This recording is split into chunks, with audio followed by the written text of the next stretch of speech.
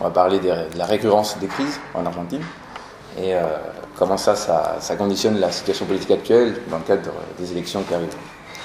Alors l'idée principale, pour résumer toute la conférence, l'idée principale c'est que les pays latino-américains sont soumis à des contraintes structurelles du fait de leur position dans la structure de l'échange international, dont ils ne peuvent pas échapper à court terme et au niveau national, en tout cas. Ils peuvent plus ou moins jouer sur les marges, hein, mais les contraintes sont toujours là et elles existent à long terme. Donc, un petit point théorique, hein, ces contraintes sont de l'ordre sont économiques, hein, en général, et il y a toute une théorie là-dessus qu'on appelle la malédiction des ressources naturelles. Et en gros, la malédiction des ressources naturelles, c'est une théorie qui apparaît à partir du moment où on remarque que plus un pays est doté en ressources naturelles, et moins son PIB par tête est important, en réalité. Et si on regarde par exemple le développement des pays européens, ben, ce sont des pays qui ne sont absolument pas dotés en ressources naturelles. On prend le cas, je ne sais pas, de l'Allemagne. L'Allemagne, à part le charbon, il n'y avait rien, quoi. L'Angleterre, à part le charbon, il n'y avait pas grand-chose non plus. Alors que, je sais pas, la Bolivie, le Pérou, c'était des pays qui exportaient, entre guillemets, dont on pillait des quantités d'or impressionnantes. Mais une fois qu'ils obtiennent leur indépendance, ils sont toujours aussi pauvres. Donc ce sont des pays qui sont finalement dépendants à leurs ressources naturelles, aux exportations de biens primaires et de matières premières. Et ça pose un problème parce qu'à long terme, il y a un phénomène qui s'appelle la dégradation des termes de l'échange. C'est-à-dire que Eduardo Galeano, qui est un auteur uruguayen, donne un chiffre très précis dans un livre qui est un petit peu la référence de l'analyse de la malédiction des ressources naturelles dans l'Amérique latine. Il dit en 1950, l'Uruguay devait exporter par exemple 22 moutons pour importer un tracteur. 30 ans plus tard, il devait exporter 80 moutons pour importer le même tracteur. C'est-à-dire qu'avec l'enrichissement mondial, la demande adressée aux biens de capitaux, donc aux biens industrialisés, augmente plus vite que la demande adressée aux biens primaires. Ça marche avec nous aussi, hein, parce que si on double le salaire de quelqu'un, il va pas se mettre à consommer 2 fois plus d'oranges. Il va plutôt acheter une télé, il va acheter une meilleure voiture, etc. Donc il achète des biens de capitaux. Donc à partir du moment où le PIB mondial augmente, le prix qui augmente le plus vite, c'est le prix des biens de capitaux. Par conséquent, il faut de plus en plus de matières premières pour combler cette augmentation des prix. Et donc, les pays latino-américains qui exportent ces matières premières se voient pris au piège. Ils se voient pris au piège parce qu'ils sont dans la contrainte de les exporter de plus en plus pour combler ces déficits. Et pour toute une série de raisons qu'on va voir ensuite, ils ne peuvent pas s'écarter de cette voie, quoi, ou pas durablement en tout cas. Et la dégradation des termes de l'échange pose un autre problème. C'est un effet négatif sur le compte courant de la balance des paiements, on va juste dire balance commerciale. En gros, c'est la différence entre les exportations et les importations. Le compte courant, c'est biens et services, balance commerciale, c'est que biens. Mais bon, pour résumer, on va dire balance commerciale. Donc quand la balance commerciale est déficitaire, la demande adressée à la production nationale, on va dire à la production argentine, est inférieure à la demande que l'Argentine adresse au reste du monde. C'est-à-dire que lorsque l'Argentine exporte, elle est payée en dollars, pour faire vite. Hein. Par contre, lorsqu'elle importe, elle doit payer des dollars. Ce qui veut dire que lorsqu'elle exporte, elle reçoit des dollars, on demande du peso. Donc plus on exporte, et plus le peso est censé s'apprécier. D'accord ? Parce que la demande adressée au peso augmente. Inversement, lorsqu'on importe, on doit acheter des dollars pour payer ses importations. Donc le prix du dollar augmente. S'il y a un déséquilibre, s'il y a un déficit de la balance commerciale qui est durable, le peso a tendance à se déprécier, et ça a un effet sur l'inflation. Pourquoi ? Parce que si le prix des importations mesurées en pesos augmente, eh bien ça pousse à la hausse le niveau général des prix. Et une fois que vous avez un début d'inflation, que font les épargnants ? Vous avez les pesos, vous savez que les prix montent, qu'est-ce que vous faites ? Vous achetez des dollars, concrètement. Si vous achetez des dollars, la demande du dollar augmente sur le marché d'échange argentin, et donc on a un nouveau cycle de dépréciation-inflation et qui est très très difficile à enrayer. Et c'est ce qui se passe dans la plupart des pays latino-américains à long terme, en tout cas. Tout ça, le déficit initial, le déséquilibre initial, c'est celui de la balance commerciale qui vient de la dégradation des termes de l'échange. Et ça, les pays latino-américains ne peuvent pas le décider. Ils ne peuvent pas faire grand-chose pour changer, ce déséquilibre structurel au niveau mondial, quoi. Et l'autre grande patte, disons, l'autre grand pilier de la malédiction des ressources naturelles, c'est le syndrome hollandais. En Hollande, dans les années 60, on découvre d'énormes gisements de gaz et les Pays-Bas se mettent à exporter du gaz. Donc, raisonnement inverse. La balance commerciale devient excédentaire, donc on demande beaucoup la monnaie nationale des Pays-Bas, je ne me souviens plus laquelle c'était, dans les années 60 d'ailleurs, ce qui veut dire que leur monnaie nationale s'apprécie, par conséquent, toutes les exportations deviennent plus chères. Si c'est du gaz, on s'en fout, c'est pas grave, parce que de toute manière, le gaz on l'achète, peu importe le prix. Mais si c'est des chaussures, si c'est de l'industrie, etc., là oui, là vous avez quelque chose qui s'appelle l'élasticité prix, comment varie la consommation selon la variation du prix, qui est très importante. C'est-à-dire que si le prix augmente dans l'industrie, par rapport aux autres concurrents, eh bien la consommation va diminuer, parce qu'on va se reporter sur les concurrents, tout simplement. Donc ça a tendance à détruire le secteur industriel, et paradoxalement, vous exportez beaucoup, il y a beaucoup de devises qui rentrent, mais le chômage augmente. Parce que les secteurs qui créent de l'emploi, c'est plutôt les secteurs industriels. Alors que les secteurs de matières premières, enfin qui exportent des matières premières, ce sont des secteurs qui ont déjà voilà, détruit tout le travail possible. Par exemple, là il fallait 100 paysans pour faire une récolte, maintenant ils font juste un tracteur, quoi. Avec sur un champ de 1000 hectares, c'est petit 1000 hectares pour l'Argentine. Vous avez une moissonneuse-batteuse et c'est fini, quoi. C'est un poste de travail, 2 postes de travail. Donc, voilà pour les aspects plus ou moins théoriques. Dans le cas de l'Argentine, on va voir l'exemple de l'Argentine, et il faut remonter un petit peu au XIXe siècle pour voir comment se construit l'Argentine d'aujourd'hui. Il y a un consensus dans la littérature en sciences politiques en Argentine pour dire qu'en 1880, l'État argentin atteint sa forme moderne, le territoire est unifié après de longues années de guerre en 1700, on ne peut pas parler d'Argentine, par exemple, ça n'existe pas, ça n'a aucun sens de parler d'Argentine, ou même en 1800. C'était un agrégat de province qui se disputait avec un autre agrégat de province, qui aurait pu former un autre pays. Bon, voilà. Donc en 1880, l'Argentine entre dans son étape moderne, entre guillemets, et devient un pays agro-exportateur. Pourquoi ? Parce qu'il y avait énormément de terres qui avaient été tout simplement pillées. Donc le coût d'acquisition de ces terres était assez faible. C'était un pays qui avait très peu d'habitants, fin 19e siècle, de tête. C'est environ 10 millions d'habitants, voire un peu moins, et avec une rente très très élevée qui vient de l'exportation de l'agroalimentaire. Donc là, vous avez les libéraux argentins qui sont très contents de sortir ce chiffre. Ils disent voilà, on était les premiers en termes de PIB par tête au niveau mondial au début du XXe siècle, et après le gouvernement péroniste, on a perdu des places. Alors ce qu'il faut regarder en réalité, c'est que le PIB par tête, c'est le rapport de la richesse produite sur la quantité de population. Il se trouve que dans les années 30, 40, 50, la population explose. Pourquoi ? Parce que vous avez une crise en Europe, des vagues migratoires européennes massives, parce que l'Argentine était aussi un pays assez dynamique, et nécessairement, si le dénominateur augmente plus vite que le nominateur, le rapport baisse, le rapport chute. Donc le PIB par tête chute si la population augmente très très vite. D'accord ? Donc, entre 1880 et 1933, l'Argentine est le typique pays latino-américain qui suit un modèle de développement vers l'extérieur, donc basé sur la rente des exportations. Alors ça fonctionne très bien avec une population, enfin, très bien entre guillemets, ça fonctionne plus ou moins bien avec une petite population, puisque le secteur agroexportateur emploie relativement peu de monde, les services se développent, il y a une industrie qui est assez marginale, mais ça s'arrête là. À partir du moment... Donc l'Argentine pouvait bien sûr s'insérer dans une logique ricardienne dans le monde. Elle exportait, de la viande,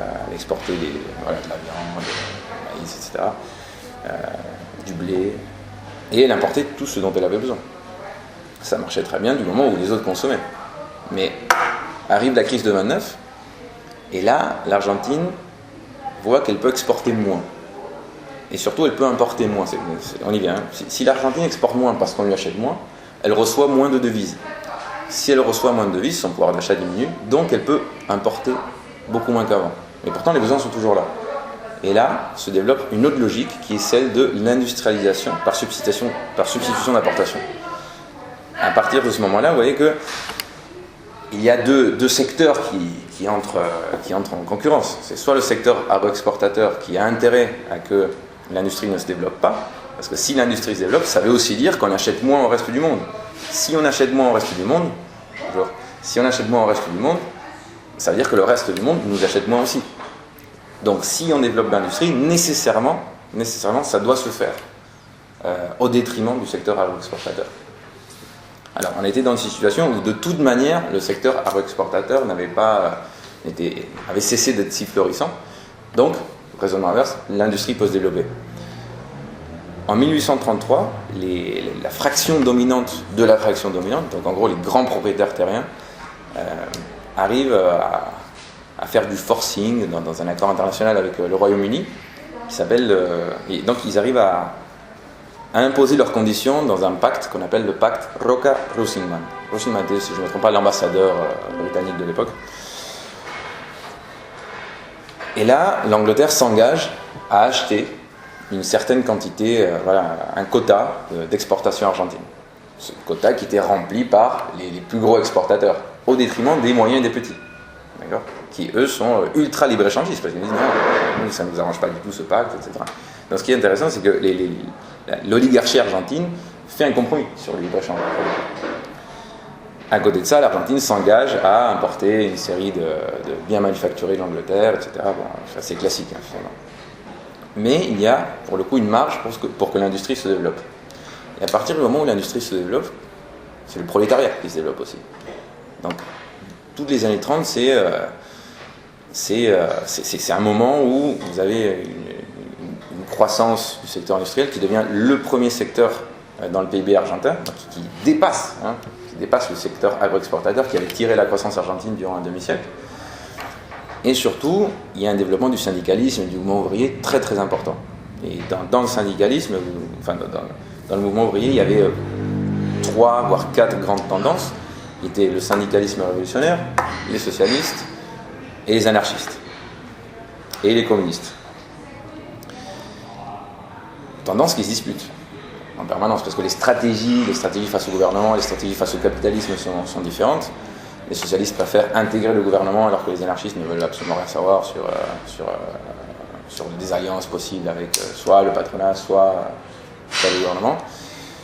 Et une partie des syndicalistes qui préfèrent avoir une autonomie relative, mais qui sont disposés à faire des alliances, et une partie des socialistes forment la base syndicale qui va ensuite former le péronisme. Pourquoi ? Parce qu'à partir des années 40, il y a toute une histoire du mouvement ouvrier argentin de défaite. Il y a des épisodes de véritables massacres. On voit l'armée contre les ouvriers. Dans le sud de l'Argentine, en Patagonie, il y avait eu une grève dans les années 20. Les ouvriers agricoles, ils réclamaient juste 1 heure de pause et un peu plus de repos, un meilleur repas, mais des trucs vraiment... aujourd'hui, on se dit, mais comment c'est possible ? Et donc, ils font grève... ils obtiennent certaines revendications et une semaine après on envoie l'armée pour les châtier et ça fait 2000 morts du côté des ouvriers. Donc ces histoires de défaite, eh bien, elles ont poussé certains secteurs ouvriers à considérer une alliance avec une partie du patronat industriel qui était gagnant avec ce modèle d'industrialisation et un secteur de l'État. Et cette alliance qui n'est possible que dans un cadre typiquement argentin, mais n'est pas possible en Europe. En Europe, le modèle classique, c'est plutôt patronat versus prolétariat. Bon, cette alliance stratégique qui met en scène une coupure plutôt pas seulement transversale, mais aussi verticale de la société argentine, et l'alliance de classe qui va finalement, avec un élément supplémentaire qui est l'arrivée de Perón au ministère du Travail, qui va donner naissance au péronisme. Et une fois que le péronisme est né, Perón gagne les élections en 1946, eh bien, se développe encore plus le secteur industriel, parce que c'est sous le péronisme que le mouvement ouvrier obtient la plupart de ses revendications. Et du coup, je vous avais dit qu'il y avait une dispute dans le mouvement ouvrier entre les 4 grandes tendances. Il y en a qui sont toujours opposés au péronisme, qui sont les communistes et les anarchistes, qui deviennent, et une partie des socialistes qui deviennent radicalement antipéronistes. Même si c'est sous le gouvernement péroniste que leurs propres revendications, hormis la sortie du capitalisme bien sûr, aboutissent. Et on a des améliorations des conditions de vie des ouvriers qui sont énormes. Et c'est aussi dans un contexte de guerre que c'est possible. Pourquoi ? Parce que l'Europe importe, l'Europe devient une machine de guerre, importe la production argentine. Par conséquent, il y a un flot de devises qui irrigue l'économie argentine et qui est utilisé pour développer l'industrie. Chose qui ne plaît évidemment pas au secteur agroexportateur, mais là pour le coup, l'alliance sociale qui a le pouvoir à ce moment-là, c'est on va dire, un patronat industriel avec une base prolétaire contre l'oligarchie terrienne, contre une classe moyenne qui vit plutôt des services, une classe, disons, la fameuse intelligentsia a été plutôt antipéroniste, et contre les petits producteurs terriens. D'accord ? À partir du moment où le pays s'industrialise, on dépasse certains paliers de complexité dans l'industrie. C'est-à-dire qu'on commence par l'industrie légère, ensuite le gouvernement de Perón nationalise le commerce extérieur, il crée une industrie maritime. Donc l'Argentine commence à construire ses propres bateaux, commence à avoir sa propre flotte marchande, alors qu'avant elle appartenait aux Britanniques. Et l'économie se réchauffe, parce qu'on verse des salaires, la consommation augmente, etc. Donc les prix augmentent. Donc à partir du moment où vers le début du deuxième mandat péroniste, parce que Perón gagne les élections en 1946, en 1951, il se représente et il gagne à nouveau. Donc le premier gouvernement, c'est un gouvernement typiquement keynésien. On répartit la valeur ajoutée en faveur du travail, les travailleurs consomment, etc. Bon. À partir du moment où vous avez de l'inflation et qu'en plus vous êtes en train de vous industrialiser, vous devez quand même, la dépendance se déplace en réalité. Vous cessez d'importer de l'industrie légère, mais vous devez quand même importer des machines, de l'industrie lourde, etc. Par conséquent, la balance commerciale est de toute manière déficitaire. Donc on ne sort pas du piège de la dépendance en s'industrialisant, en tout cas au début. D'ailleurs, je saute un peu dans le temps. En 2015, lorsque Cristina Kirchner fait son dernier discours face à une grande assemblée, elle dit de manière très fière, elle le dit fièrement, la balance commerciale avec les États-Unis est déficitaire. En quoi ça pourrait être une bonne chose ? C'est une bonne chose, dans son discours, parce que ça veut dire qu'on importe des machines lourdes pour s'industrialiser ici. Oui. Mais de toute manière, le piège des devises, le piège de la dépréciation et le piège de l'inflation est toujours bien réel. Donc à partir de 1952, Perón applique une politique plutôt de rigueur. On gèle les salaires, on gèle les prix. C'est à l'ancienne, les loyers c'est comme ça, on ne touche plus, le pain il coûte tant, on ne touche plus. Évidemment, il y a un petit marché parallèle qui se développe. Mais la base sociale qui soutient le péronisme se rétracte un petit peu, même si les ouvriers restent très majoritairement péronistes. 1955, coup d'État. En deux temps. Le premier est totalement raté. Perón ne prend pas des mesures de rétorsion contre les militaires qui l'ont trahi. Perón était lui-même un militaire. Et 3 mois après, la marine menace de bombarder Buenos Aires. L'aviation bombarde la place de Mai en tuant environ 300 personnes, donc 300 civils. Donc le fameux machin bombarde son propre peuple, c'est arrivé en Argentine, 1955. Et il y a une coalition intégrée par les socialistes, si je ne me trompe pas, une toute petite partie des communistes, en gros tous les antipéronistes, les radicaux, qui étaient typiquement la droite libérale, et les secteurs de l'armée dissidents qui deviennent pour le coup dominants, contre l'alliance péroniste. Et ils s'auto-nomment la révolution, la Libertadora, la révolution libératrice, que les péronistes surnomment à leur tour la révolution fusiladora, donc qui fusille. Pourquoi ? Parce qu'il y a environ 2000 syndicalistes et militants péronistes qui sont fusillés juste après. Donc on prend une petite rébellion qui s'organise en 1955 qui rate, et le militaire qui l'amène voilà, est tout de suite condamné à mort, fusillé. Et à partir de ce moment-là, l'histoire politique de l'Argentine est rythmée par cette opposition de groupements de classes, si vous voulez. C'est soit l'industrie qui développe le prolétariat, etc., soit l'oligarchie qui se bénéficie avec le libre-échange et le secteur agroexportateur, qui est finalement dominé par l'oligarchie argentine. Alors, la coupure n'est pas ultra nette, hein. C'est pas d'un côté on a les patrons, les entrepreneurs industriels, et d'un autre côté les propriétaires terriens. Il se peut que les propriétaires terriens investissent dans l'industrie et inversement. Mais en tout cas, les intérêts, enfin les arbitrages qu'ils réalisent, penchent plutôt, à partir de 1955, en faveur, enfin l'oligarchie, hein, en faveur de, voilà, revenons au système agroexportateur, parce que là, on a une base sociale qui se développe et qui va remettre en cause nos intérêts, bon, et n'ont pas intérêt à qu'on remette en cause leurs intérêts. J'avance un petit peu dans le temps, sinon ça va durer trop longtemps. En 1976, donc il y a le retour de la démocratie, etc. En 1976, nouvelle dictature. Et cette dictature est d'un nouveau genre, parce qu'elle applique pour la première fois un programme vraiment, vraiment néolibéral, même avant l'heure. Hein. Le néolibéralisme dans le monde, c'est à partir de Reagan-Thatcher 81. Bon, on fait l'expérience d'abord en Argentine. Et à partir de 1976, en plus d'interdire un certain nombre de syndicats, de réprimer les travailleurs, de réprimer toute opposition en réalité. Vous pouvez disparaître pour un oui ou pour un non. Hein. Vous sortez chez vous, achetez une pizza, vous n'avez pas de papier, vous avez peut-être qui ne revenez pas aux militaires qui faisaient le tour du quartier. Bon, ben, vous avez une chance sur deux de disparaître.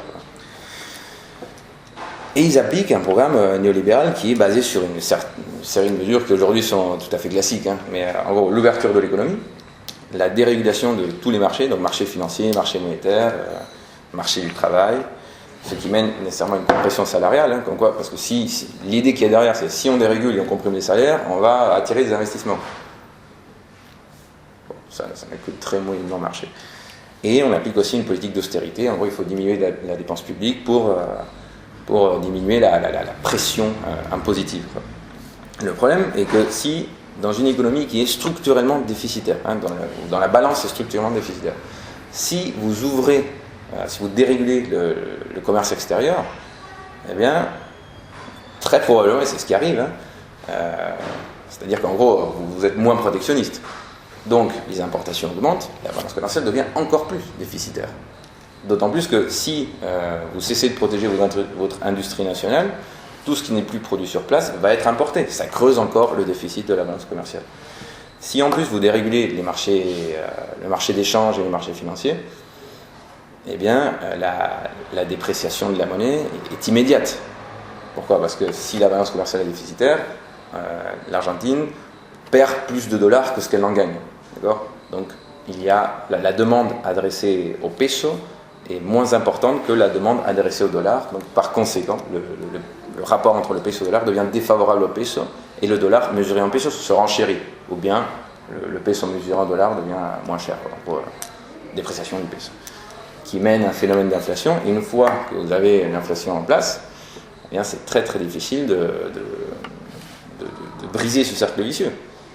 Et donc, la dictature, alors, lorsqu'elle voit qu'elle est prise dans ce piège, bon, ils s'en fichaient un peu, soit dit en passant, mais lorsqu'ils voient qu'ils sont pris dans ce piège, ils ont deux solutions. Soit ils laissent filer le taux de change, à cause des déficits, soit ils essayent de renflouer les réserves de la Banque centrale en devises, donc d'attirer des dollars. Et comment est-ce qu'on attire des dollars alors qu'on est déjà déficitaire ? Tout simplement à travers les privatisations et à travers la dette. Et c'est ce qui se passe. Ils privatisent à tout va, ils vendent des biens publics à vil prix, et la dette explose.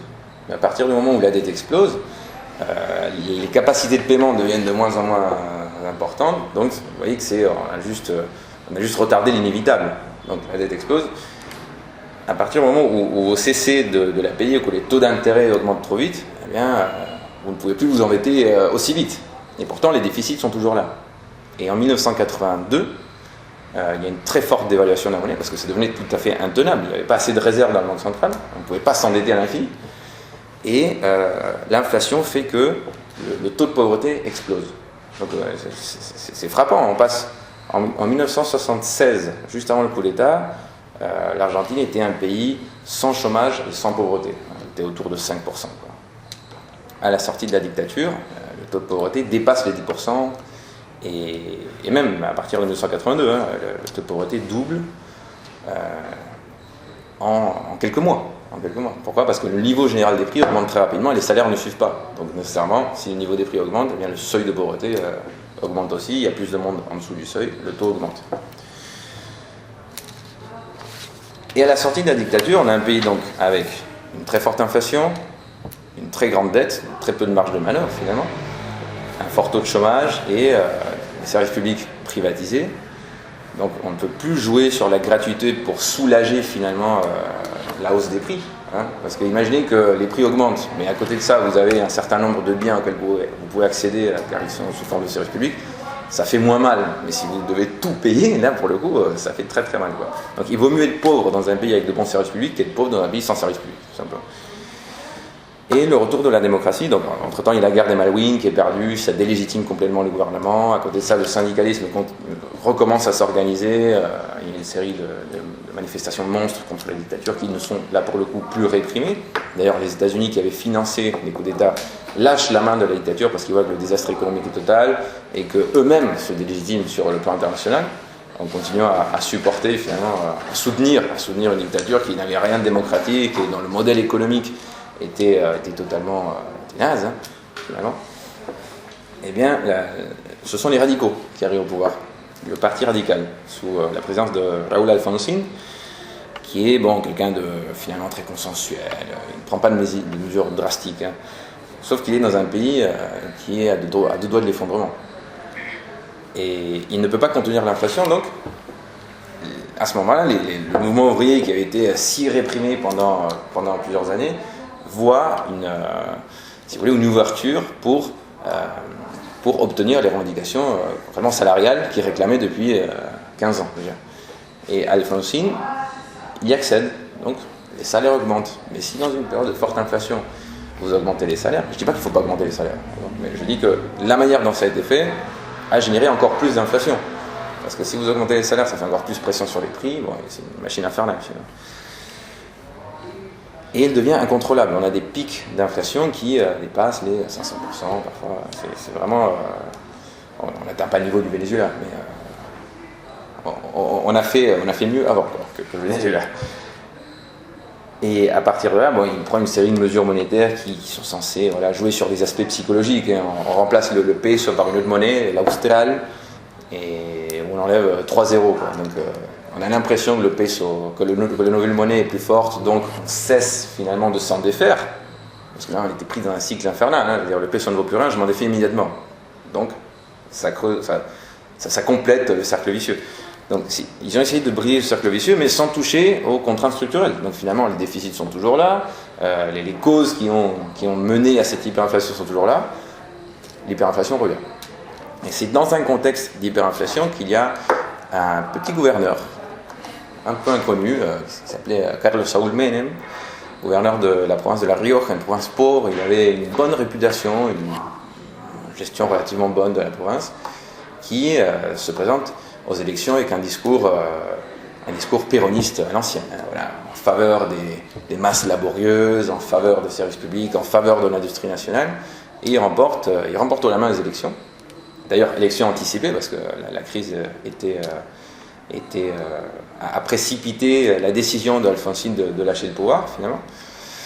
Donc il remporte les élections, et dès qu'il arrive au pouvoir, il fait exactement le contraire de tout ce qu'il a promis. Il laisse un coup extrêmement violent pour le péronisme, parce que jusqu'à ce moment-là, le péronisme était associé aux intérêts de la majorité, aux intérêts du peuple, avec un discours clivant entre le peuple et l'oligarchie, où finalement les intérêts nationaux étaient les intérêts du peuple, et les intérêts de l'oligarchie étaient finalement les intérêts des puissances étrangères, chose qui était assez vraie, puisque l'oligarchie argentine avait tout intérêt à commercer avec les puissances étrangères. Voire à leur céder leurs biens. Bon. Et en 1992, il applique une mesure avec son ministre de l'économie qui s'appelait Domingo Cavallo, qui avait été président de la Banque centrale sous la dictature, d'ailleurs.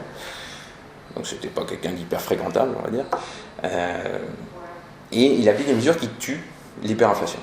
En un jour, l'hyperinflation est jugulée. Sauf que cette mesure va tuer tout le reste ensuite. C'est un peu saigner le malade et qui meurt ensuite, quoi.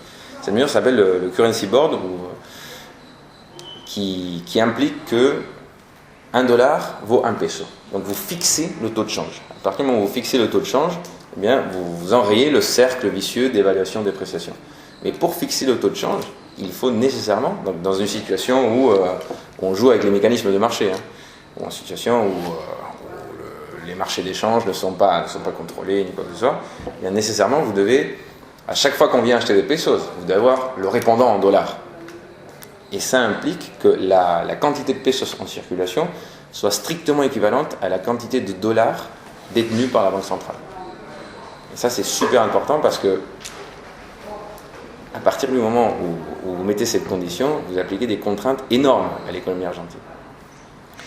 Mais tout d'abord, imaginez, vous mettez tout au prix en dollars, l'industrie nationale devient beaucoup moins compétitive. Et si l'industrie nationale devient moins compétitive, on importe plus, on exporte moins, et de nouveau, la balance commerciale se creuse. Sauf que si la balance commerciale se creuse et que vous ne pouvez pas jouer sur le taux de change, vous êtes obligé de vous procurer des dollars autrement, et c'est rebelote, c'est la même chose que la dictature, sauf que cette fois-ci on a fixé le taux de change. Donc, on se met à privatiser tout ce qui n'avait pas encore été privatisé, mais de manière totalement exagérée. On a privatisé absolument tous les services publics, toutes les entreprises nationales, les terres, etc., pour renflouer finalement. Ça servait pas mal les intérêts de certains aussi, mais il y avait quand même une logique derrière, c'était renflouer les caisses de la Banque centrale. Et on se met aussi à augmenter la dette extérieure. L'Argentine, dans les années 90, était appelée le bon élève du FMI, parce qu'il appliquait au pied de la lettre tout ce que le FMI disait.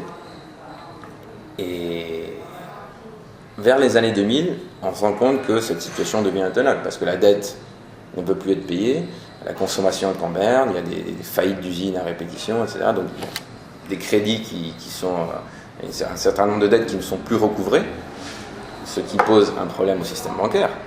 Si la banque prête et personne ne rembourse, bon, c'est la banque qui fait faillite.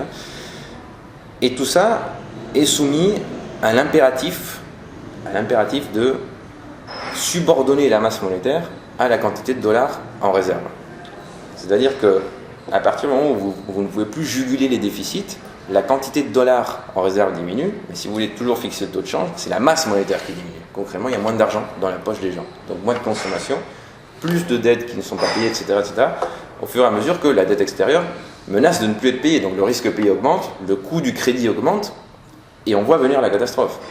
Bon, Menem, en 1999, voilà, il finit son mandat, il y a un nouveau gouvernement radical, pour le coup, qui a un discours finalement paradoxalement plus à gauche, un discours plus populaire, etc. Les radicaux qui avaient traditionnellement été des libéraux de droite appliquent un discours populaire et plutôt de gauche, contre le péroniste qui était soi-disant populaire et plutôt, on va dire, de gauche au niveau économique, en tout cas, qui avait appliqué un programme néolibéral féroce. Voilà.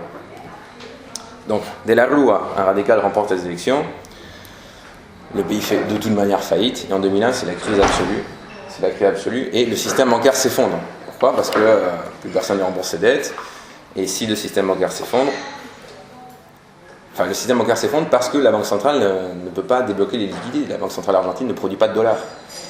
Donc, tout ça, dans l'impératif de ne pas faire sauter le taux de change. Parce qu'il y avait quand même des intérêts immenses à ne pas faire sauter le taux de change. En gros, les dollars étaient pas chers et ceux qui pouvaient en acheter s'en mettaient plein les poches. Et comme tout le monde voit que le bateau va couler un petit peu avant la crise, eh bien les gros investisseurs se reportent sur le dollar et les petits investisseurs suivent. Et quand le système bancaire fait faillite, vous allez à la banque et vous voulez retirer vos économies, vous dites on les a pas. Comment ça on les a pas ? Comment ça ? Moi j'ai cotisé, j'ai épargné toute ma vie, je veux retirer mon argent, mais on l'a pas. Là vous imaginez les émeutes. Il y a eu une vague de suicides en 2001, des émeutes monstrueuses, vraiment. Il y avait des millions de personnes dans la rue, en train de tout casser. Les gilets jaunes, c'est hyper soft à côté. Et la police a tiré à balles réelles sur les manifestants. Donc en un week-end, vous avez eu 21 morts. Manifestants pacifiques ou pas, peu importe, la police tire à balles réelles sur la foule. se demandaient pas qui c'est, qui fait quoi, là, on tire sur la foule. Parce qu'ils avaient l'aval du gouvernement, finalement de mater la révolte à l'ancienne. Hein. C'était le typique cas, voilà, les ouvriers ne sont pas contents, on tire dessus et ils rentrent chez eux. Quoi. Et c'est ce qui s'est passé. Mais voilà, le peuple est resté dans la rue et le gouvernement a fini par présenter sa démission. Et la Rúa s'est d'ailleurs échappé en hélicoptère le 21 décembre 2001. C'était une scène assez incroyable. Le président qui s'échappe du propre palais présidentiel en hélicoptère, quoi. Avec une place de mai qui était remplie de gens ultra énervés. Et s'il était sorti à pied, il l'aurait lynché, hein, tout simplement. Parce qu'après avoir tué 21 personnes, enfin, c'est pas lui qui les a tués, mais bon, il a quand même. C'est lui le supérieur hiérarchique qui a autorisé la chose, en tout cas qui n'a pas sanctionné la chose, donc il est quand même un petit peu responsable. Et à la sortie de la crise, enfin à la sortie de l'année 2001, hein, début 2002, le taux de pauvreté atteignait 60%. 60%, c'est 3 personnes sur 5, donc c'est absolument faramineux, quoi. Et le taux de chômage atteignait les 20%. Donc c'est un petit peu la crise grecque, mais en pire, quoi, si vous voulez. En termes de...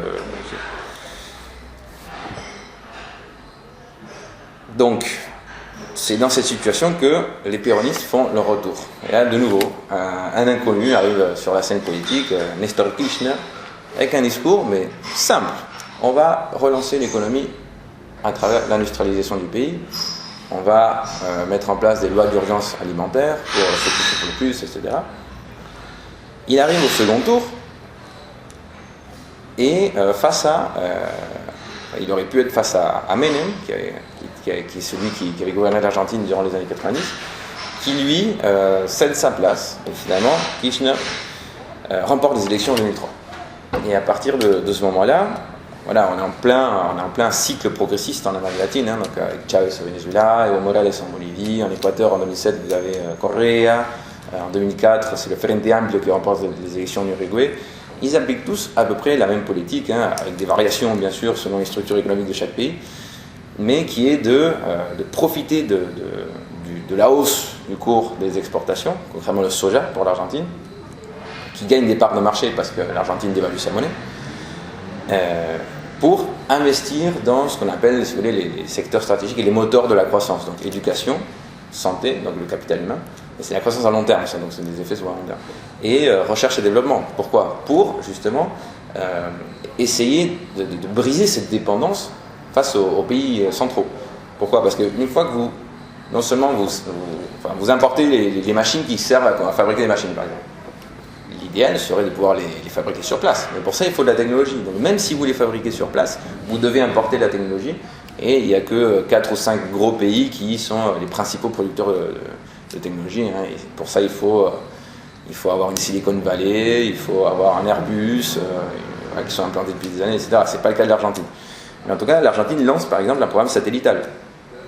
15 ans après, l'Argentine était un des 8 pays au monde qui envoyait ses propres satellites nationaux dans l'espace, avec un espace souverain national, un espace satelllital qui appartenait au pays, quoi, qui a ensuite été privatisé. Donc voilà, ils profitent du boom d'exportation de soja, mais même limite.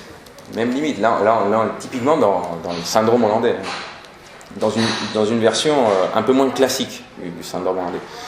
Parce que l'Argentine, d'un côté, à partir du moment où elle se met à importer tout ce qu'elle ne produit pas, bon, le déficit commercial, le problème du déficit, lorsque vous avez un boom d'exportation de soja, eh bien, il disparaît.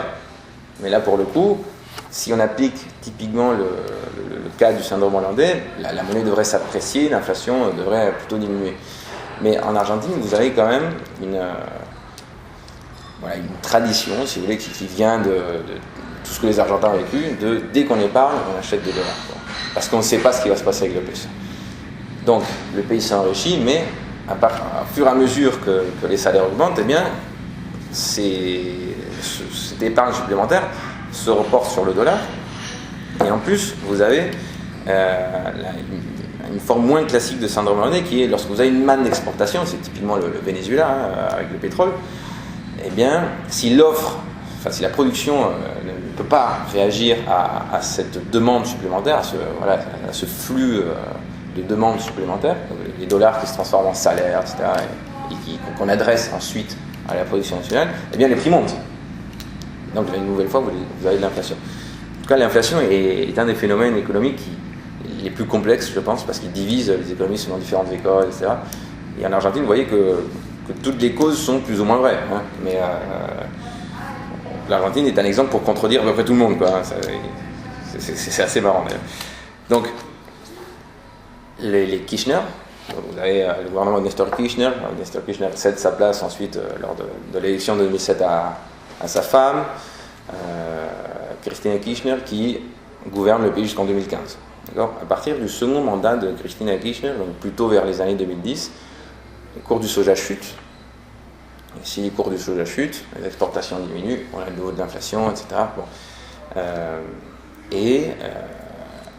On ne veut pas reproduire les mêmes erreurs du passé, mais on est obligé quand même de continuer à financer toute une série de dépenses publiques. Et puisque le budget n'est plus renfloué par la rente des exportations, ou moins renfloué, on est obligé, finalement, donc Cristina Kirchner nationalise la Banque centrale et on fait typiquement ce qu'on appelle, de manière un peu brutale, la blanche à billets. Hein. En gros, le déficit est comblé par...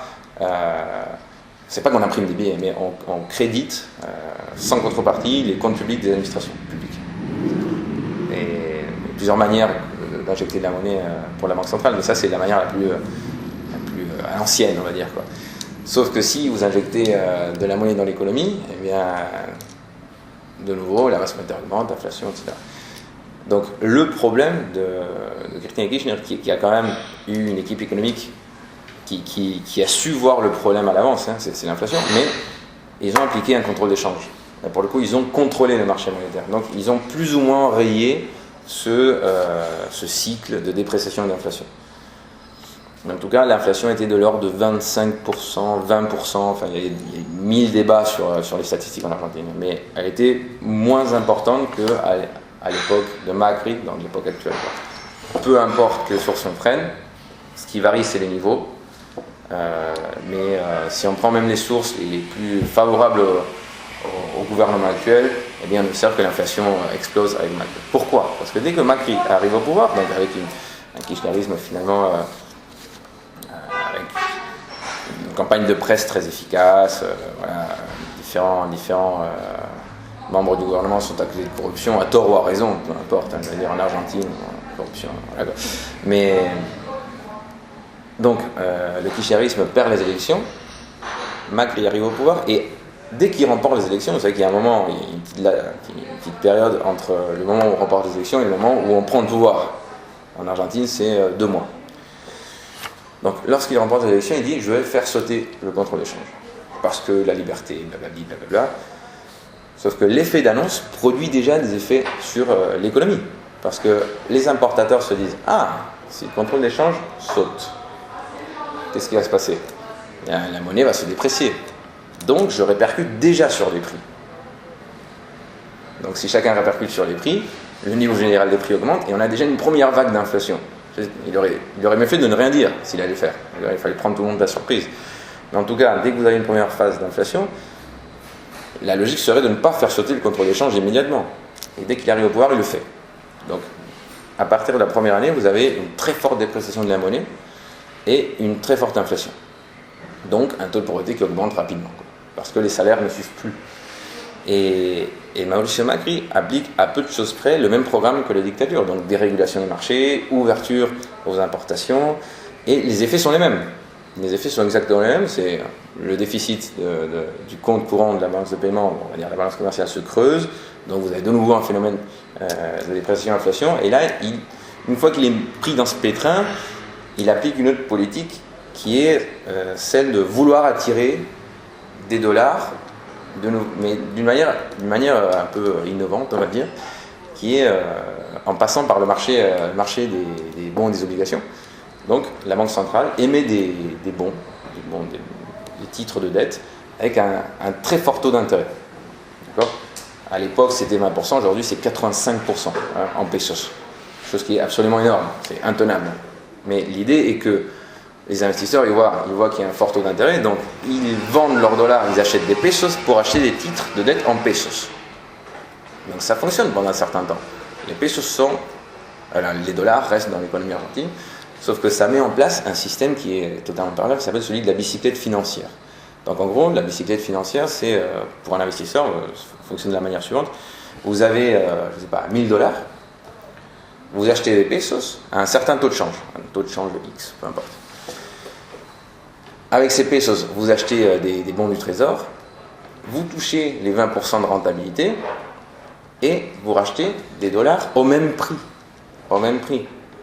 Donc, 1000 plus 20%, ça fait 1200. Donc vous êtes entré dans le jeu avec 1000, vous êtes sorti avec 1200 $, en passant par ce petit jeu. Sauf que ces 200 $, ils viennent d'où? De la dette.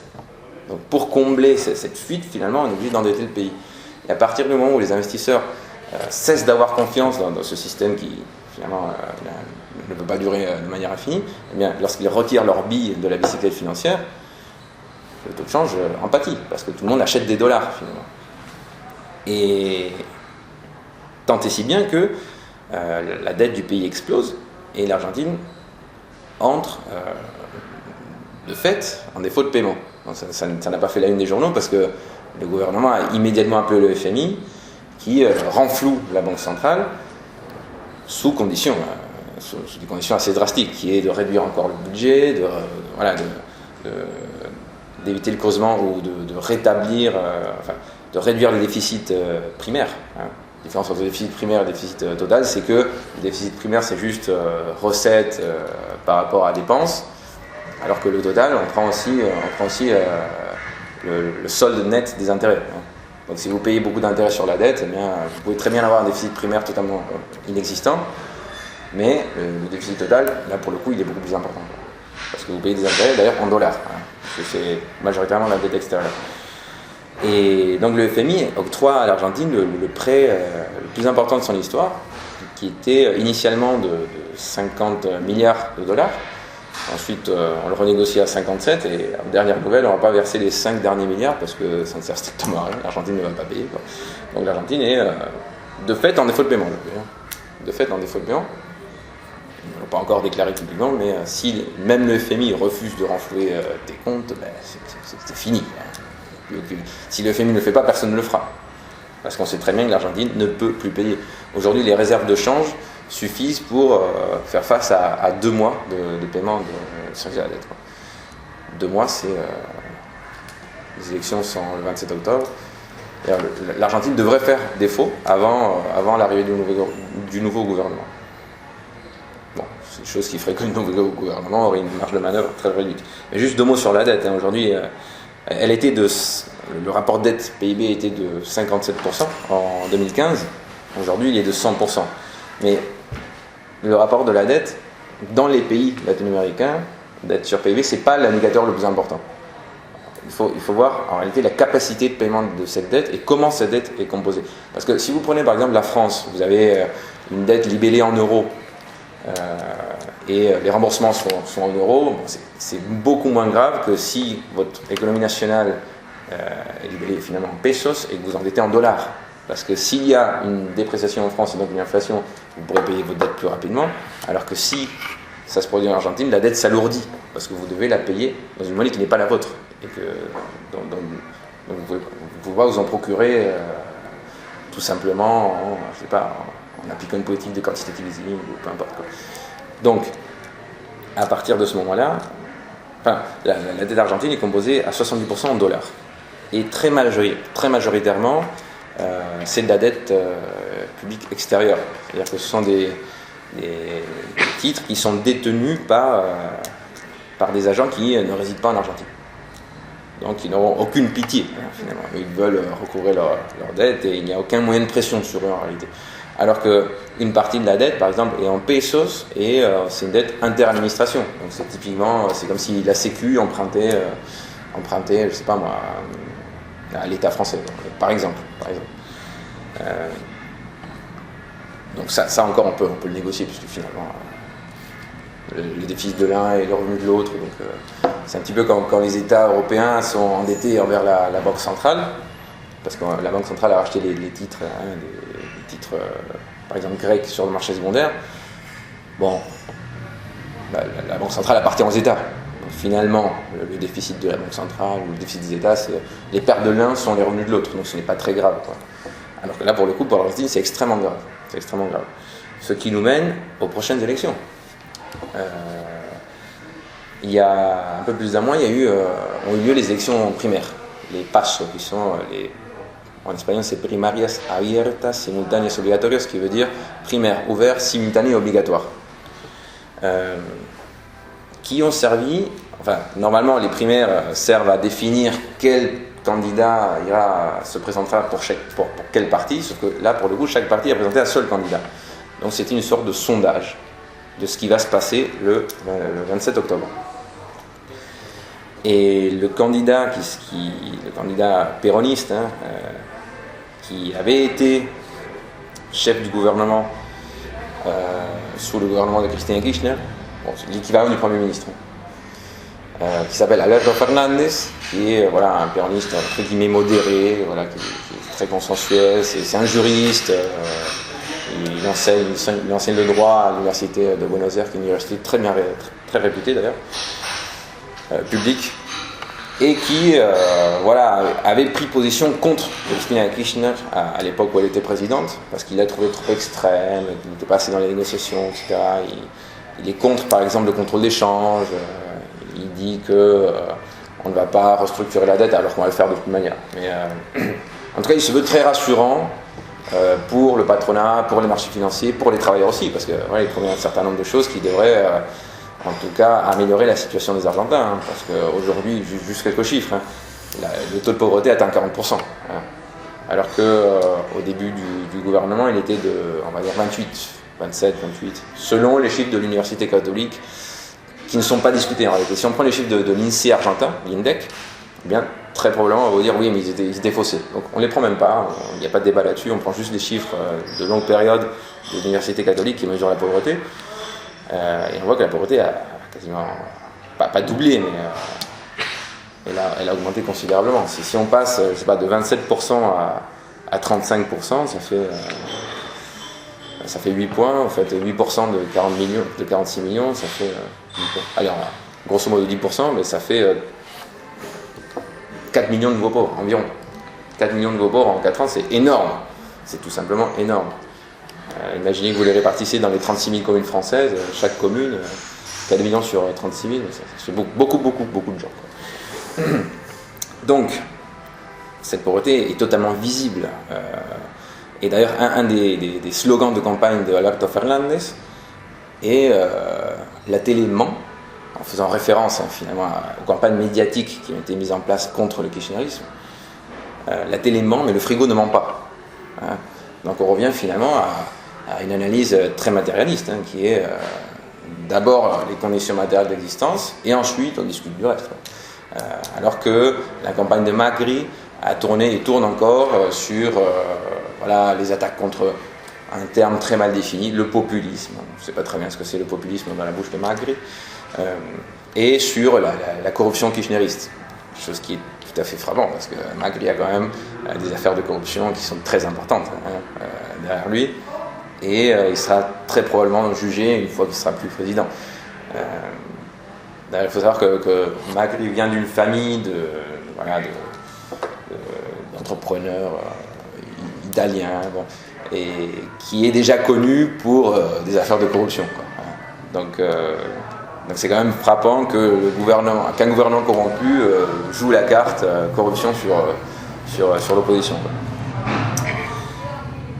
Donc ces primaires ont été largement remportées par le candidat péroniste Alberto Fernández. Et la loi électorale argentine fait que si le premier a plus de 15 points d'avance sur le second candidat, eh bien, il n'y a pas de second tour. Il n'y a pas de second tour. Les sondages aujourd'hui donnent 20 points d'avance pour Alberto Fernández. C'est-à-dire que très probablement, moi je parierais plein d'argent là-dessus, très probablement le prochain président de l'Argentine c'est Alberto Fernández. Là-dessus il n'y a pas trop de doutes. Il y a des doutes par contre sur qu'est-ce qu'il va faire. Parce que la marge de manœuvre de l'Argentine est quasiment inexistante, et on n'est plus du tout dans la situation de hausse des cours des matières premières comme c'était le cas en 2003. Donc aujourd'hui, Alberto Fernandez dit qu'il ne va pas restructurer la dette. Mais comment l'Argentine pourra payer sa dette? Elle ne pourra tout simplement pas. Donc nécessairement, la question de la restructuration va se poser. Évidemment, il ne peut pas le dire maintenant parce que ça va falloir les marchés. Mais on négocie avec à peu près tout le monde. Et le premier créancier duquel il faut se défaire, c'est le FMI. Le FMI, d'ailleurs, la dette qu'on doit au FMI n'est pas très importante finalement. C'est pas ça le problème. Un autre problème qui s'ajoute à l'Argentine, c'est celui des fonds vautours. Les fonds vautours, ils achètent des titres de dette sur le marché secondaire qui sont dépréciés. Donc imaginons que l'Argentine a besoin de $100. Elle émet un titre de dette de l'équivalent au prix de $100. Quelqu'un l'achète, un prêteur l'achète, donc il prête de l'argent à l'Argentine et il se voit verser un intérêt, un coupon, tout ce que vous voulez. Si le pays fait défaut, ce titre de dette ne vaut plus rien. Qui va acheter un titre de dette argentin qui, de toute manière, ne sera pas remboursé? Donc le prix sur le marché secondaire, donc sur le marché des actions et des obligations déjà émises, chute. Et là, les fonds vautours arrivent. Ils disent, voilà, j'ai acheté à $10 un papier où il y avait marqué 100. Donc je réclame les 100. Et moi, j'ai déboursé 10. Le fait est que, en droit international, vous n'avez aucun cadre qui permette de restructurer la dette d'un pays de la même manière qu'on restructure la dette d'une entreprise. Par exemple, lorsqu'une entreprise fait faillite, eh bien, on réunit les créanciers et si 60% sont d'accord pour restructurer la dette, on restructure la dette de l'entreprise et c'est terminé. Les 40%, même s'ils n'étaient pas d'accord, doivent accepter le deal. Là, pour le coup, l'Argentine avait réussi à négocier la restructuration avec 94% de ses créanciers. 6% étaient des fonds vautours et ces 6% ont réussi à condamner l'Argentine dans une cour nord-américaine. Le juge s'appelait d'ailleurs Griesa, le juge Griesa a condamné l'Argentine à devoir payer la valeur faciale de ses titres aux fonds vautours. Et c'était la condition pour que l'Argentine puisse réemprunter sur les marchés financiers. Réemprunter comme elle l'a fait. D'ailleurs, elle pouvait déjà emprunter, mais pas sur les principaux marchés financiers.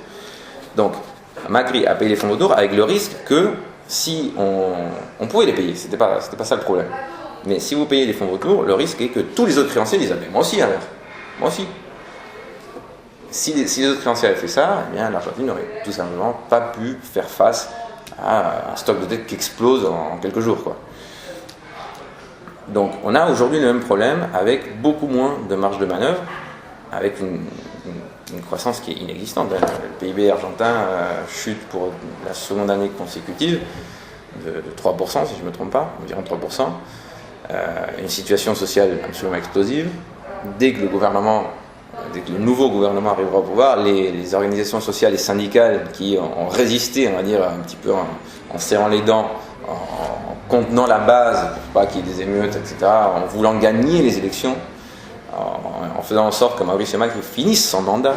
Ils le finissent pourquoi? Pour ne pas dire que, regardez, les péronistes ne le laissent pas gouverner. Ouais. Donc il faut que Mauricio Macri soit battu légitimement par les urnes pour légitimer tout ce qui va venir ensuite. Donc ces organisations-là vont faire pression sur le nouveau gouvernement qui nécessairement va devoir arbitrer parce que les ressources dont il dispose sont extrêmement limitées. Donc il y aura énormément de tensions et par conséquent, quelles sont les alternatives? Parce que la conférence s'appelle quand même et les alternatives, parce que là c'est un panorama totalement noir que je dépeins. Mais je pense qu'au niveau national, avec les instruments classiques, les alternatives sont très très limitées. Mais si on va un petit peu dans l'orthodoxie, dans l'hétérodoxie monétaire par exemple, quelque chose qui avait été fait en Argentine juste après la crise, et même juste avant la crise de 2001, c'est de laisser se développer des monnaies alternatives. Donc lorsque la masse monétaire se contracte par exemple, et que les chaînes de paiement se brisent, eh bien ça entraîne une série de faillites. Bon, pour éviter ça, il faut injecter des liquidités. Et on injecte des liquidités qui sont acceptées seulement parce que les liquidités en pesos n'existent plus, tout simplement. Donc là, il y a deux types de monnaies alternatives. La première, c'était les banques centrales des provinces, parce que chaque province a sa banque centrale, imprimer des titres de dette sous forme de billets. Donc il y avait marqué sur le billet, voilà, ceci est un bon du trésor qui a une valeur de 5 pesos, par exemple. Et comme ça avait une forme de billet, ça servait pour payer. La monnaie, vous l'acceptez pour plusieurs raisons, mais la principale, c'est que parce que les autres l'acceptent. Donc si l'autorité hiérarchique dit, voilà, vous devez accepter ça, eh bien ça va faire en sorte que la confiance horizontale dans la monnaie se produise, ait lieu. Et donc c'était très malin finalement pour éviter l'assèchement total de l'économie de faire ça. Le problème c'est que ces monnaies provinciales sont acceptées uniquement sur le territoire provincial. On peut payer par exemple, il faut quand même fermer une boucle, hein. On peut payer ses impôts, les impôts de la province du Chubut avec la monnaie de Chubut par exemple, c'est une province du sud de l'Argentine, mais on ne peut pas le faire dans la province de Santa Fe. Vous voyez, donc ça pose un problème quand même au niveau du commerce national. Et pour tout ce qui est commerce provincial, ça marchait très bien. Et l'autre forme de monnaie alternative qui existait déjà hein, durant les années 90 mais qui a explosé juste après la crise, c'était les fameux créditos. Donc c'était des groupes de voisins qui sont devenus des assemblées de quartier, qui sont devenus des assemblées nationales, etc. Au fur et à mesure que des nouveaux membres venaient intégrer les réseaux, imprimer leurs propres petits billets, tout simplement, et ils faisaient des foires. Donc chacun venait présenter sa production, et vous entriez par exemple dans la foire, on vous donnait 50 créditos, et l'idée était tout simplement d'améliorer un système de troc. Hein.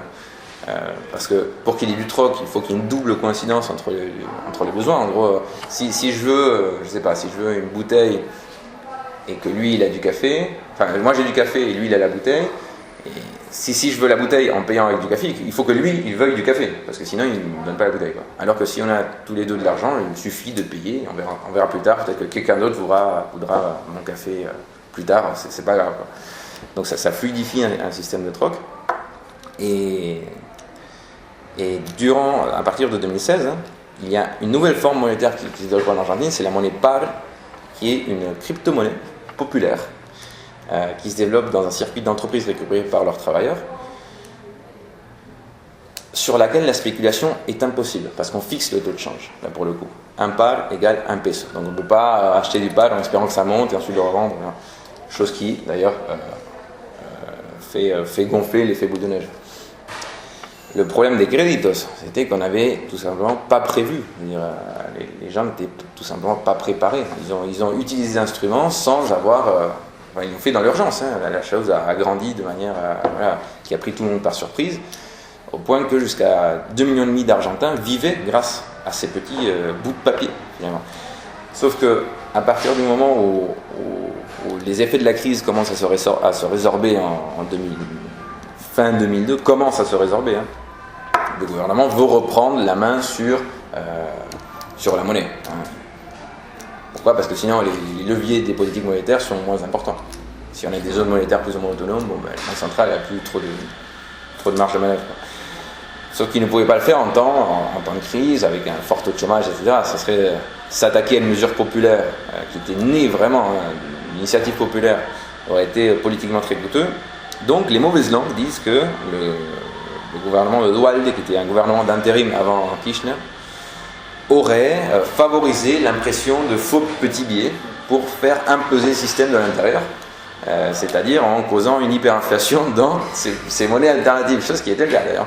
Sauf que si vous avez un début d'inflation, eh bien, que font les membres des clubs de troc ? Eh bien, aussi, il suffit de dire, c'est pas grave. C'était vraiment la technologie basique, hein. C'était des bouts de papier où on imprimait quelque chose, on signait, c'était très facile à falsifier. Chose qui n'est pas le cas aujourd'hui avec la monnaie PAR, parce que la crypto-monnaie est infalsifiable. Hein.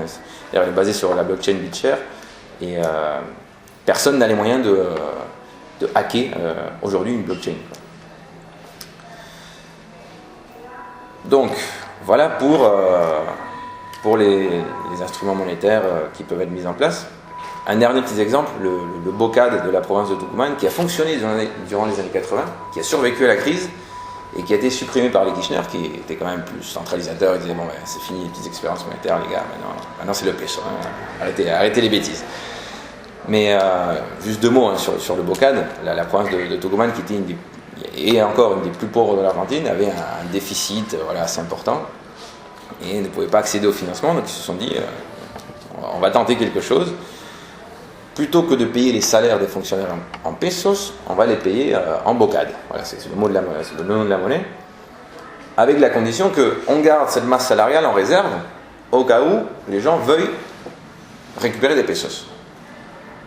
Parce que sinon, en crise de confiance totale, la monnaie ne vaudrait plus rien. Mais pour que le bocade fonctionne, il faut que on instaure une certaine confiance, et un des éléments pour instaurer la confiance, c'est qu'à n'importe quel moment, je peux l'échanger contre du peso. Donc ça vaut comme du peso. Donc première vague d'émissions, 99% des gens du Tucumán disent oh, c'est quoi ce truc, je rachète du peso immédiatement. Sauf qu'au fur et à mesure que les gens commencent à voir circuler le bocade et qu'ils savent qu'ils peuvent acheter avec, que les autres l'acceptent et qu'on peut payer des impôts avec, eh bien on cesse de demander du peso et la monnaie se met à circuler. Donc au bout de quelques vagues d'émissions, le taux de conversion avait chuté à 2%. Donc très concrètement, on double le budget comme ça. Parce que les pesos qu'on devait garder en réserve, on peut les utiliser pour autre chose. D'accord ? Donc voilà, par exemple, un autre type d'alternative, hein, une sorte de fédéralisme monétaire. Pourquoi pas ? Pour alléger les effets de la crise. Comment ça pourrait être mis en place ? Si vous ne pouvez pas augmenter le pouvoir d'achat avec des pesos parce que vous avez peur qu'il y ait de l'inflation, eh bien vous l'augmentez en complément de salaire avec une monnaie qui n'est pas soumise aux mêmes contraintes que le peso, qui ne serait pas convertible en dollars, par exemple, et qui servirait à être dépensé uniquement sur le territoire argentin. Donc, je pense que jouer sur l'instrument monétaire en acceptant de renoncer un petit peu à l'unité territoriale de la monnaie, en temps de crise, serait une bonne solution. Et au niveau international, là pour le coup il y a une autre impasse, parce que si vous voulez vous de faire de la dépendance au dollar, vous devez nécessairement favoriser une autre devise. L'Amérique latine n'a aucune devise qui pourrait concurrencer le dollar. Et même si l'Amérique latine s'unit pour créer une nouvelle devise, comme ça a été le cas du SUC, le système unique de compensation régionale qui a été mis en place par Rafael Correa, les pays ont toujours besoin de dollars et par conséquent ils ne vont pas accepter qu'on paye leurs exportations dans une autre devise qui ne soit pas le dollar, parce que lorsqu'ils veulent ensuite importer des machines ou de la technologie, c'est avec des dollars qu'ils doivent le faire. C'est d'ailleurs pour ça que le dollar est hégémonique. Le dollar est hégémonique parce que tout le monde veut des dollars, et tout le monde veut des dollars parce que tout le monde veut des dollars. Voilà, c'est un effet boule de neige, quoi. Donc une autre solution serait, à mon sens, là pour le coup il y a quand même peu de marge de manœuvre, serait de diversifier finalement les entrées de devises, quoi, hein. Donc augmenter le commerce avec la Chine, avec la Russie, avec l'Iran, même s'il y a des tensions qui vont ensuite être répercutées sur le commerce extérieur vis-à-vis des États-Unis. Si les États-Unis appliquent des sanctions sur l'Argentine parce que vous commercez avec l'Iran, là il faut réaliser un arbitrage. Que me donne l'Iran, que m'enlèvent les États-Unis. Donc, très probablement vous allez quand même choisir les États-Unis parce que l'Iran n'a pas une économie où vous pouvez vous procurer tout ce que vous voulez, quoi. Et d'ailleurs les États-Unis ont les moyens d'appliquer des pressions sur d'autres pays, sur des pays tiers, qui vont appliquer des pressions sur vous. En gros, si on commerce avec l'Argentine parce qu'elle a commercé avec l'Iran, sanctions. C'est typiquement le cas du Venezuela. On gèle les comptes extérieurs du Venezuela, ce qui affaiblit encore plus son économie et ce qui empêche une sortie de crise possible. Mais bon, l'idée générale est quand même que toutes ces crises qu'on a vues ne sont pas uniquement la faute de tel ou tel gouvernement, mais sont le fait de contraintes structurelles desquelles les pays ne peuvent pas échapper. Et ça a à voir avec leur structure productive, leur matrice productive, qui, elle, est connectée à la place qu'occupent ces pays dans le commerce international. Dès qu'ils veulent s'échapper, la dépendance ne fait que se déplacer, en réalité. Donc, moi, je ne vois aucune solution à moyen terme pour faire face à ce problème. Et ne parlons même pas de la question écologique, hein. On dit aux pays du tiers-monde, vous ne pouvez pas vous industrialiser parce que vous allez polluer. Mais bon, les gars, ça fait des siècles que vous le faites. Donc voilà, à moyen terme, on peut simplement, je pense, soulager la situation des gens qui souffrent le plus, hein, finalement, du peuple argentin qui aujourd'hui est une situation totalement catastrophique. Mais je ne prévois absolument pas que le gouvernement de Fernandez puisse échapper aux contraintes structurelles ou puisse diversifier l'économie au-delà de ce qu'a fait Cristina Kirchner. Et on va, dans 15 ans peut-être, de nouveau connaître une nouvelle phase de crise, etc. Et tout ça, c'est sans prendre en compte une possible crise financière mondiale qui pointe son nez déjà aux États-Unis. Donc voilà.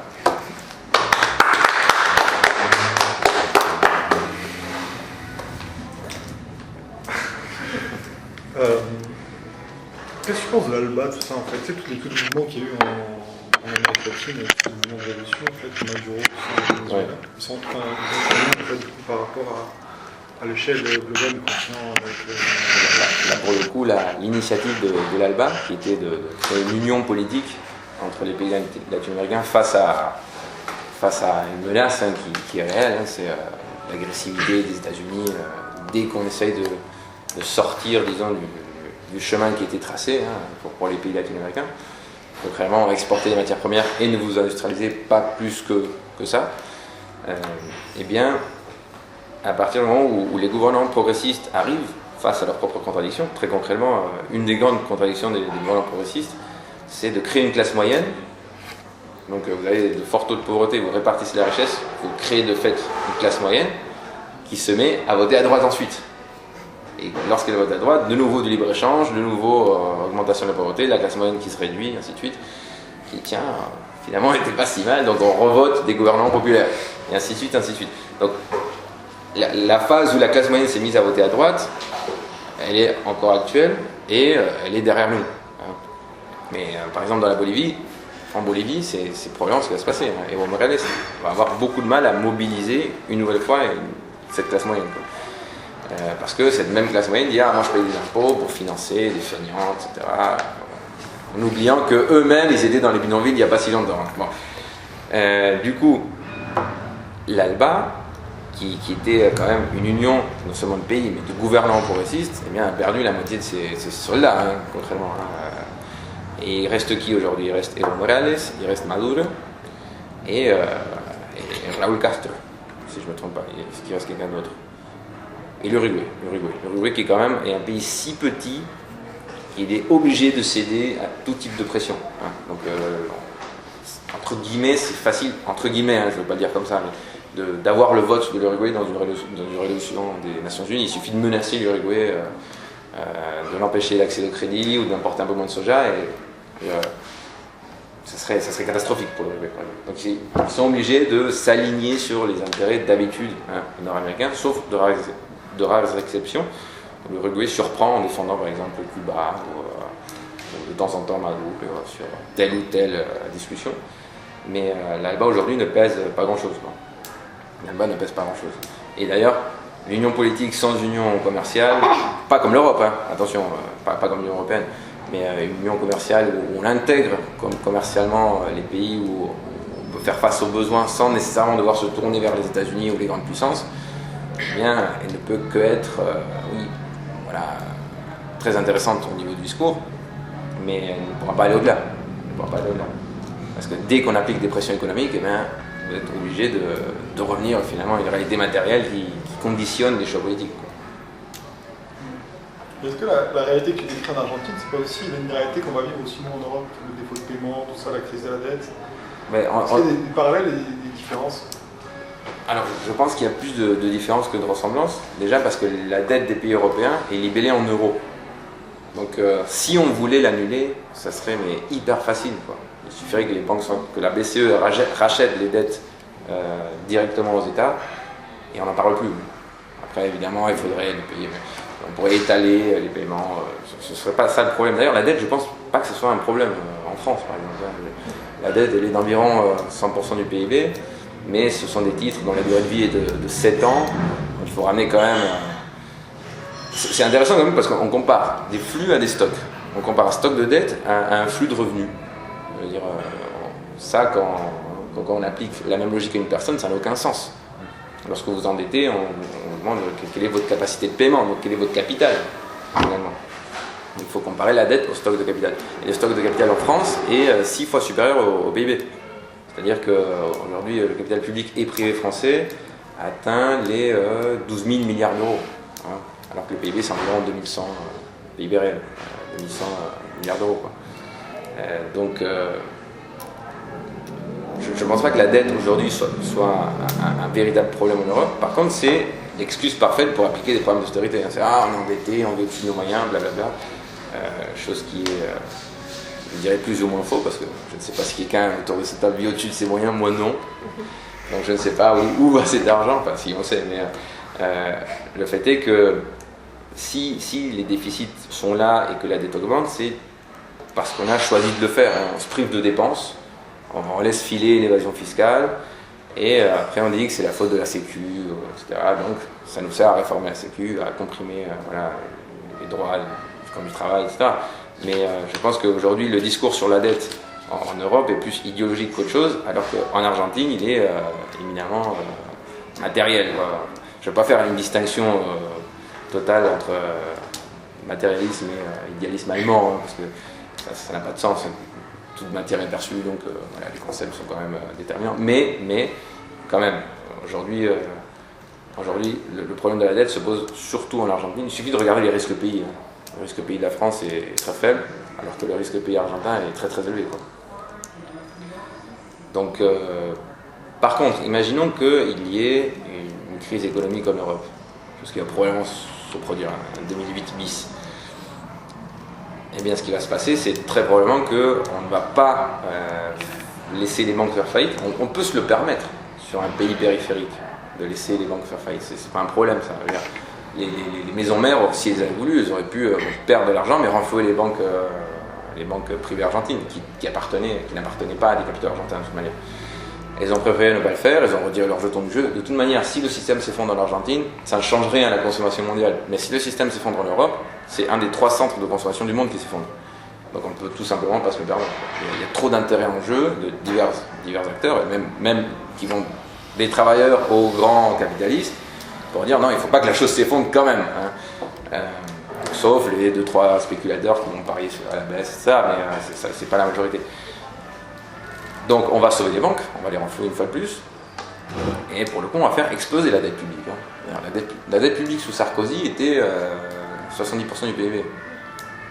Et les dépenses publiques la part des dépenses publiques depuis Sarkozy n'a pas augmenté, elle a peut-être même eu tendance à baisser, non, dans le PIB.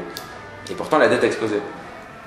Ça veut dire que le discours libéral habituel selon lequel on dépense trop, est tout simplement faux. Quoi. Surtout que si on se met à vouloir équilibrer les comptes publics, on va ralentir l'économie et donc compromettre la capacité de paiement future. Et à partir de là, pour le coup c'est une similitude avec l'Argentine parce que ça serait l'application dans une moindre mesure, mais du programme du FMI. En gros, refroidisser l'économie, compresser les salaires, rédiger la dépense publique. Oui, ok, pourquoi pas. Sauf qu'on voit bien aujourd'hui, et même le FMI le reconnaît, on s'est trompé dans les calculs, que la diminution de la dépense publique dans le PIB mène à une diminution du PIB plus que proportionnelle. Donc c'est une mauvaise idée finalement. Si vous voulez faire un rapport dette-PIB, vous devez nécessairement, pour diluer cette dette, vous devez soit un petit peu d'inflation, soit créer des richesses. Quoi. Et si vous n'avez ni l'un ni l'autre, la dette de toute manière vous n'allez pas la payer. Tu as dit donc que le second tour, enfin la prochaine présidentielle, ça se fera entre Macri et Alberto Fernandez, et avec comme vice-présidente Cristina Kirchner. Ouais. Est-ce qu'il y a d'autres tendances péronistes minoritaires ou qui, elles, pourraient adopter les solutions alternatives que tu as pointées sur les crypto-monnaies, le fédéralisme monétaire, ou est-ce que c'est quelque chose qui est vraiment totalement hétérodoxe? Alors c'est hétérodoxe dans le champ politique, au niveau des acteurs partisans, au niveau des partis politiques. Mais ces expériences, elles existent, elles sont bel et bien là dans l'économie argentine. La monnaie pâle n'est pas un projet qui est né sur un coin de table, c'est une réalité très, très concrète. Alors, évidemment,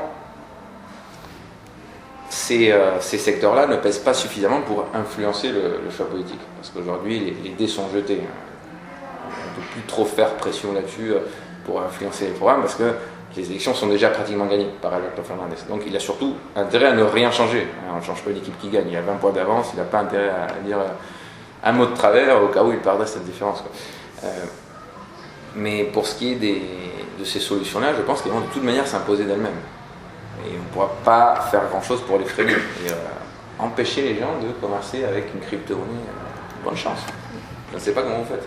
D'ailleurs, j'ai fait un entretien avec l'ex-président de la Banque centrale, qui s'appelait Marco Del Pont, et je lui ai posé cette question. Je lui ai dit, si vous voyez que la monnaie pâle se développe, on ne savait même pas ce que c'était, parce que ça n'était pas encore arrivé à ses oreilles. Une fois que j'explique, je lui demande, si ça se développe, que voudriez-vous faire si vous êtes de nouveau président de la Banque centrale? Et il me dit, la contrôler. Et je lui dis, mais comment vous feriez? Je ne sais pas. Donc très concrètement, ce sont des choses qu'on ne pourrait pas empêcher. Mais non, dans le péronisme aujourd'hui, le péronisme a ses limites aussi. même conceptuelle. Aujourd'hui, le programme, on ne le connaît pas.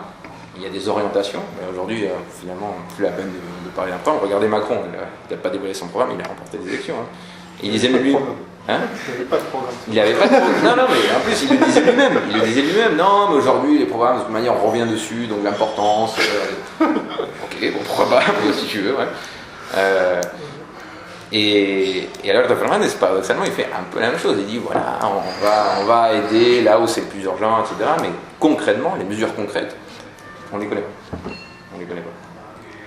Donc non, ces initiatives n'existent pas dans l'offre politique, mais c'est très intéressant parce que l'Argentine est un pays plutôt bottom-up. Par exemple, l'autogestion en Argentine. À aucun moment, le gouvernement a dit on va développer les coopératives. C'est même le contraire. Les gouvernements ont souvent été opposés à ça. Lorsqu'une entreprise fait faillite, aujourd'hui en Argentine, il y a beaucoup de chances pour que les ouvriers la reprennent en autogestion. Ces entreprises, ces ouvriers ont leurs propres organisations de représentation politique, etc. Et ils sont souvent en opposition face au pouvoir judiciaire, face à l'État, etc. Parfois avec un système d'alliance ou pas. Mais cas totalement contraire, c'est le Venezuela. Le Venezuela, il dit ouais, c'est la révolution, donc on va promouvoir l'autogestion. Sauf que si vous la faites tomber du ciel et que le salarié, il n'a pas trop envie de gérer son usine, il a juste envie de salarié parce que c'est la thèse, ça ne marche pas, quoi. Et il y a 5 ans, par exemple, c'est un chiffre un peu ancien, maintenant c'est bien pire, mais un tiers des coopératives vénézuéliennes qui avaient été créées sous Chavez ne fonctionnaient plus. On ne peut pas imposer des systèmes alternatifs lorsqu'on est au gouvernement. On ne peut pas juste dire aux gens, voilà, bon, maintenant vous allez vous gérer, si vous n'êtes pas content, c'est pareil. Quoi. Parce que très probablement, ça se passera mal. Quoi. Il faut qu'il y ait cette demande populaire pour pouvoir la satisfaire. Est-ce que cette théorie de la malédiction des ressources naturelles se vérifie dans un cadre général ou est-ce qu'il y a des pays qui font exception, comme le Qatar ou d'autres? Alors, le Qatar, c'est très intéressant parce que Alors, ils font 2 choses, le Qatar. Premièrement, la population qatari représente, je ne sais pas, moins de 10% de la population totale. Donc, comment vivent les Qataris, c'est une chose, et comment vivent les gens qui habitent au Qatar, c'est autre chose. S'il fallait prendre en compte les conditions de vie de tous les gens qui habitent au Qatar, c'est la catastrophe. Hein. Ils travaillent semi-esclaves, ne serait-ce que pour construire des stades, il y a déjà eu 2000 morts. Hein. Donc, c'est totalement... même pas en Argentine, une chose pareille se produit. Et j'ai pas de statistiques sur, par exemple, les conditions de vie des ouvriers qui viennent de la Malaisie, qui travaillent de manière totalement informelle dans les bâtiments, dans les constructions, etc. Mais en tout cas, le Qatar n'a pas d'industrie, il a une agriculture qui est totalement sous perfusion, sous perfusion d'exploitation du pétrole, mais ils arrivent quand même à déjouer l'effet le plus basique du syndrome hollandais qui est cette appréciation trop importante de la monnaie. Parce qu'il constitue des fonds souverains. En gros, les dollars qui viennent des exploitations de pétrole n'entrent pas dans l'économie qatari de manière indiscriminée. Ils s'investissent dans des fonds, voilà, ils achètent tout n'importe quoi, le PSG par exemple, ou je ne sais pas combien d'hôtels particuliers à Paris. Bon. Et dès qu'ils ont besoin de financement, ils ont tout simplement, ils ouvrent le robinet, si tu veux, et ils touchent la rente. Et sinon, s'ils ne veulent pas que cette rente entre au Qatar, ils recapitalisent le capital. Et voilà. Le Venezuela ne peut pas faire ça, par exemple. Parce que dès que le Venezuela achète quelque chose sur le marché financier, les États-Unis le confisquent. Après, je ne dis pas que la crise du Venezuela, ce soit de la faute des États-Unis, ça serait trop facile, trop caricatural. Mais les États-Unis empirent la situation vénézuélienne, ça c'est sûr et certain. Donc, l'Argentine, est-ce qu'elle pourrait faire ça? Ben non, parce qu'il y a un déficit en Argentine. Donc, on n'a pas assez de dollars pour se permettre une chose pareille. Mais oui, ça se vérifie de manière assez générale. Et les pays qui arrivent plus ou moins à échapper, ce sont des pays assez particuliers comme le Qatar, où selon comment on le regarde, ils échappent pas. Et autre chose qu'ils font, c'est investir en capital humain. En gros, les bourses, voilà, je sais pas, même le Qatar ou le Koweït ou les autres pays qui exportent énormément de pétrole. J'avais un pote qui venait du Koweït à la fac, il touchait 1700 € par mois, il mangeait toujours au resto. Voilà, bourse inconditionnelle, peu importe les résultats. Ils envoient des étudiants de par le monde pour se former et ils parient finalement sur eux. ce qui est une très bonne idée, hein, un des moteurs de la croissance à long terme, l'éducation, le capital humain. Est-ce que tu crois que dans la crise économique là, qui arrive, il y a un risque d'effondrement ou tu penses qu'ils vont nécessairement réussir à renflouer les banques, que ça va repartir? Alors au niveau mondial, Là, au niveau mondial. là on sort de l'Argentine. Oui. Et du coup, vous avez vu qu'il y a une petite vidéo de 14 minutes qui circule, le fameux Credit Crunch, etc. Bon, il y a quelques imprécisions quand même. Hein. Je ne pense pas que la crise soit pour demain, mais c'est sûr et certain qu'à un moment, une des grandes bulles va éclater. Parce que les bulles spéculatives, finalement, qui sont alimentées par les injections de liquidités des différentes banques centrales, à un moment ou à un autre, elles éclatent. Et plus elles sont grandes, plus la chute est importante. Pourquoi elles éclatent? Parce que c'est la définition même de la bulle spéculative. La spéculation, c'est quoi? C'est la plus simple, à la hausse. C'est acheter pour revendre plus cher. À partir du moment où un agent économique ou un groupe d'agents économiques pense, pour une certaine raison, peu importe laquelle, qu'ils ne pourront pas revendre plus cher, eh bien, ils n'achètent pas. S'ils n'achètent pas, le prix s'effondre. Et si le prix s'effondre, la logique même de la spéculation disparaît. Parce qu'on achetait pour vendre plus cher, donc on n'achète pas. Et si les prix s'effondrent, la demande se gèle, on attend que la chose s'effondre. Et si la chose s'effondre, vous avez toute une série finalement de dettes non recouvrées, le système bancaire qui se fragilise. Et là, les banques centrales peuvent continuer à injecter des liquidités. Pourquoi pas? Mais les banques ont surtout été sauvées par l'argent public. D'accord? Et ce qui veut dire que cet argent public, qui va venir d'où? De nos impôts ou de l'endettement envers nos banques. Je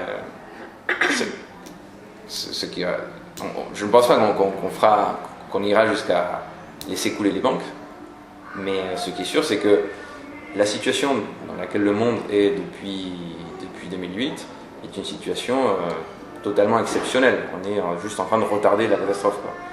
Pourquoi? Parce que le levier du taux d'intérêt, les leviers principaux des politiques monétaires sont totalement annulés. Et s'il devait y avoir une crise, c'est impossible de relancer l'économie, c'est impossible de rendre le crédit moins cher, à moins qu'on aille dans des taux d'intérêt négatifs, mais là c'est directement, enfin pour les particuliers, là c'est directement de la science-fiction. Il faudrait supprimer le cash par exemple. Il ne devrait plus avoir de débit, hein. Finalement s'il y avait des taux d'intérêt négatifs, on devrait payer pour avoir notre argent dans le compte en banque, mais on pourrait s'endetter à des taux négatifs aussi. Bon, évidemment la différence des taux ferait que les banques seraient toujours gagnantes, mais c'est un monde totalement irréel, hein, pour moi. Donc s'il y a de nouveau une crise, soit on va dans l'hétérodoxie d'une fois pour toutes, soit on accepte des conséquences horribles, quoi. Une récession qui durerait plusieurs années, pourquoi pas une guerre de grande ampleur, mais c'est pas en appliquant les mêmes recettes qui ont été appliquées jusqu'aujourd'hui qu'on pourra soit éviter la crise, soit la solutionner, quoi. À mon avis.